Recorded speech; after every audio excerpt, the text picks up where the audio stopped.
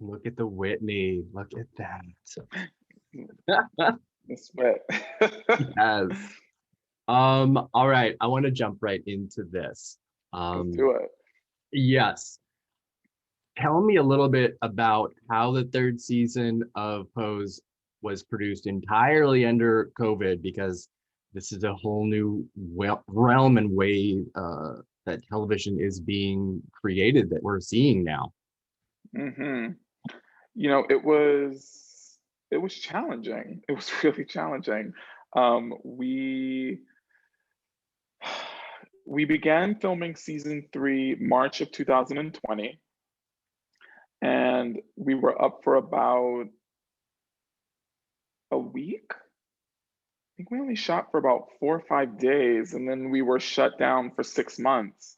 So we went back September of 2020, and then we shot for a full 6 months, and basically had to shoot the entirety of the season. We really didn't get to, we didn't make it through a ton of the show prior to being shut down, and going back required us to be COVID tested 3 times a week. It required us to shoot wearing lots of protective gear, so masks and face shields. We had to have like very specific places. We had different zones to keep our cast safe and to keep them, since obviously they were unmasked. Um, it was challenging in terms of finding locations, because obviously New York was still sort of dealing with being ground zero again to a global pandemic, at least in this country. And a lot of places were still closed. There were still a lot of folks who were hesitant about opening their spaces and having folks unmasked, and then a couple hundred crew members present to film a television show. And so it made filming challenging.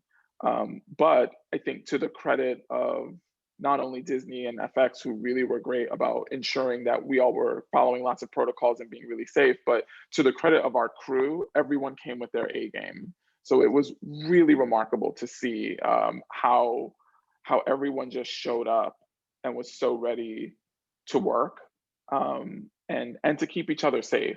So it was hard, but it was really, really a magical experience.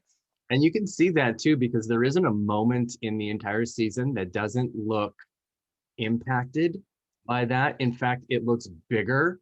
You have more Mm, locations. It was incredible. It was amazing. that's I nice. That's nice to hear. Oh, it was great. I mean, especially the Pray Tell's home visit. I was just like, oh, all Hmm. right, this is new. Yeah. This is fantastic. Um, let's talk a little bit about some of the big arcs this season, as it's the last Mm, season, because we just saw either so much growth or so much reveal. One of the things that struck me, and I maybe the most pleased with, was Elektra turning from kind of a bit of a she's a little bit of like a Disney villain sometimes. She's a little bit like a stepmother. hmm. And we Hmm. loved that. I mean, that was one of the things that we just kind of always love about her. And she moved into a much more, I guess, traditionally maternal, more like what her family needed. Hmm. So talk me through a little bit about her arc to get there. Sure. I mean, I think that what's important to remember is that the season takes place in 1994. So you figure that's what, about 6 years Yeah. after we first meet her in the first season. And you know we know the things that the audience loves about that character. So she's great at reading people, and she can be like really arch, and like all of that's fun and exciting to write, and I know that the audience really responds to it. But the reality is that, like, we all as people, we're always evolving, we're always growing, we're always changing. And there's no world where someone like Elektra is in close proximity to somebody like Blanca and isn't impacted and influenced by that. Yeah. It's all the things that she said up on that stage in the finale, right? Before she hands her legendary status. It's like, that was always, I think, at the forefront for all of us, is like, how do these characters continue to grow? How do they continue to evolve as a result of having somebody like Blanca as a mother, who just believes in you so implicitly and is always pushing you to be the best version of yourself. And so I think in the finale, that's throughout the season, specifically with Elektra, but I think with all of our characters, that's the thing that you see. You continue to see them grow from the beginning to the end, specifically because you have someone like Blanca who's there supporting you and encouraging you. And I think that's one of the most important elements that the show brought is not limiting these characters to being one note, into being, the villain or the hero or any of those. They all have three dimensions, as people do, and I think when people see or think about, LGBTQ plus people, they can really limit their viewpoint of them. So a show like this really, really opens that up enormously. For sure. Yeah, absolutely. I loved, though, speaking of that, Elektra getting to have another moment of, reading somebody in a very big dramatic way, like she did with the Karen in the Country Club. And it is in that wedding boutique, which was gorgeous. It was phenomenal. But I love too that is that moment, and that whole scene and episode was so much a bigger part of a much bigger thing, and than just a Pretty Woman moment.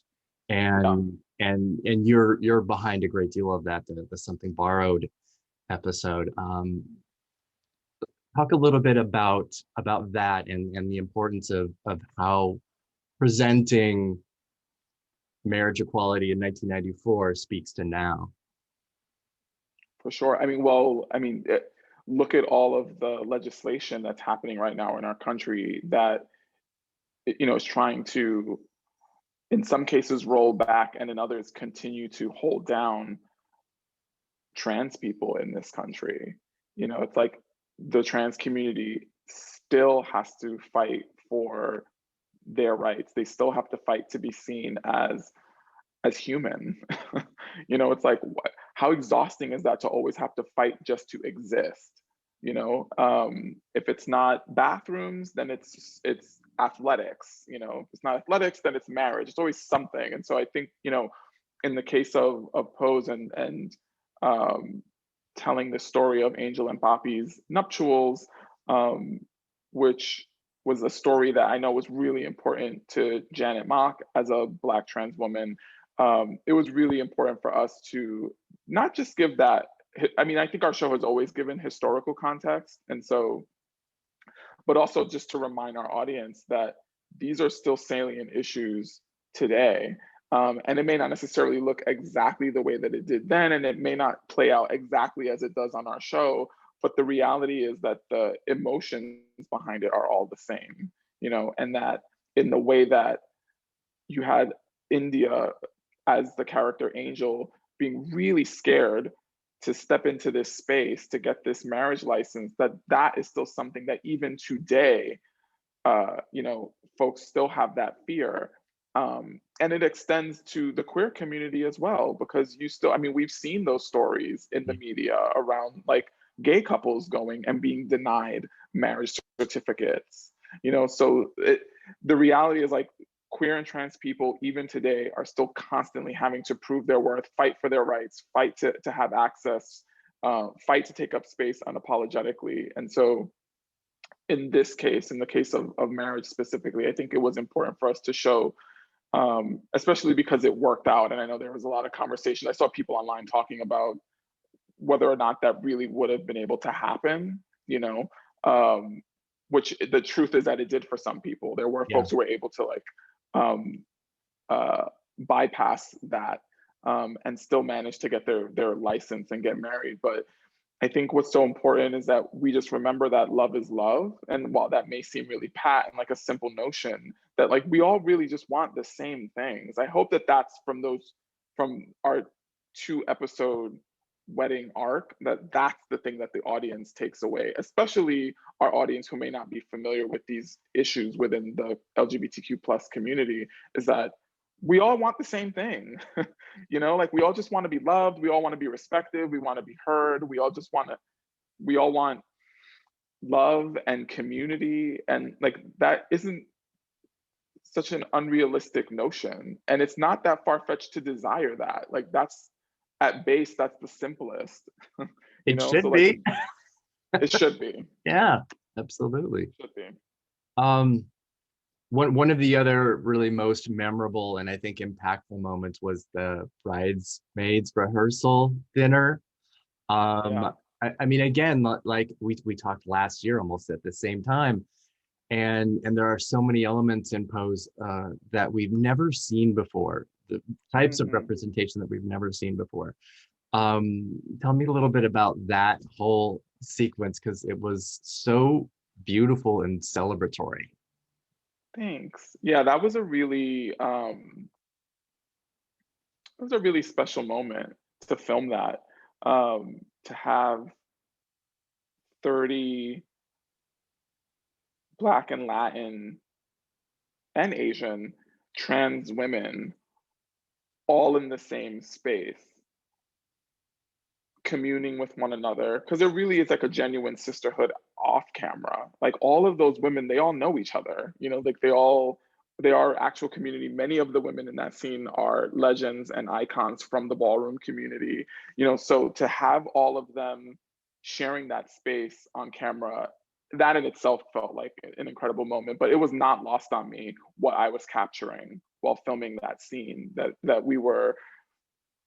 um we were creating history in essence, you know, that this was a moment, this was going to be a first for television, and that it was going to be so critically important for young queer and trans people to see that, you know, just to see the possibility of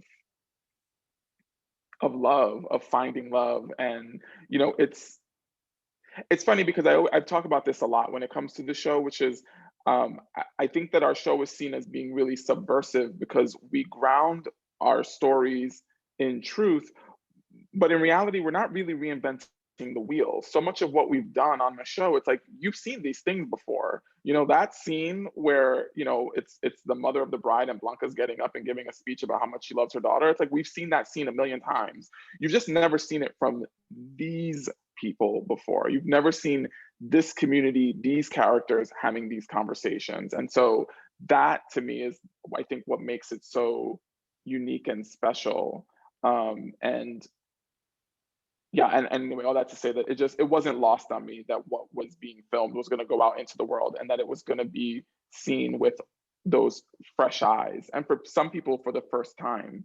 You know, it's one thing to watch a film or a television show and see a moment. I'm sure that you and I have had this experience as like as queer men, right? Which is that like I'll see people on television making particular choices and I'm like, oh, that's amazing. Like that could be something that I could have one day, Yeah, you know, absolutely. but it's a whole other thing to then finally see a version of that where you see yourself in it.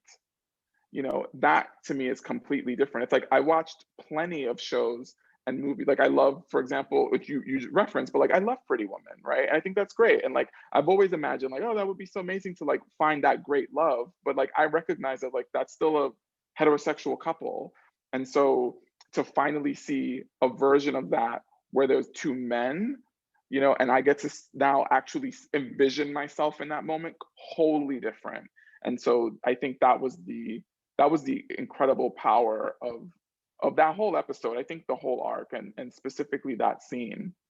And I think you kind of hit the nail on the head that it's not reinventing the wheel because we do all strive for the same things, and sometimes our stories are the same too. It's just different people. So that's why the representation is normal. You don't need to Yeah, create a completely outrageous story just to have, you know, LGBTQ content in it. It's right. it's just falling in love. It's just opening a business. It's just being successful, being happy. And Hmm. it's boils down to that. Um, I'm really curious to know what you learned about yourself between starting season 1 and ending season 3 on a show like this? Huh. Well, no one's ever asked me that before. That's a great question. I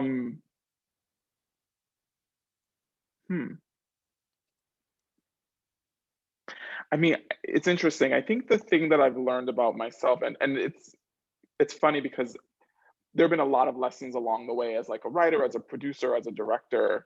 But I think I'll